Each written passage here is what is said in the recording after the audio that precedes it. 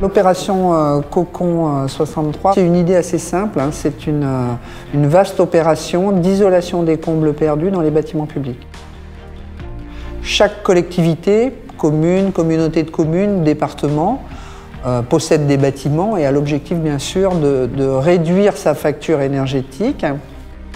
Ce que l'on a pu observer, c'est que pour la plupart des combles perdus non aménageables de ces bâtiments publics, il y avait peu d'isolation, voire pas d'isolation. Quand on traite les combles d'un bâtiment public ou de tout autre bâtiment, on traite 30% des déperditions thermiques. D'où l'intérêt de monter une action collective.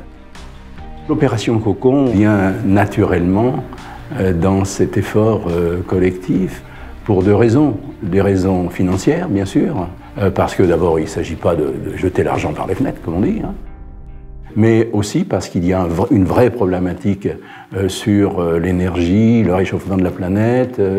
Il nous faut, les collectivités, être exemplaires. C'est aussi en nous groupant qu'on sera plus fort.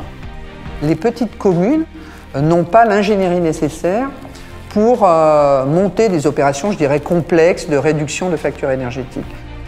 Et dans ce domaine, le conseil départemental fait la preuve qu'au-delà des subventions qu'il accorde aux communes, son rôle d'ingénierie dans des domaines comme celui-là est très important.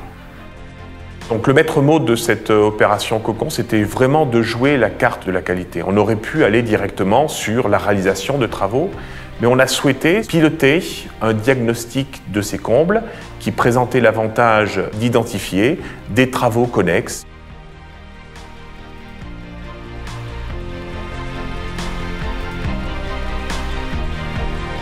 Et puis deuxièmement, ça a été une phase de maîtrise d'œuvre qui a été assurée par des bureaux d'études locaux avec pour objectif de coordonner, suivre, réaliser la réception des travaux pour en assurer la qualité.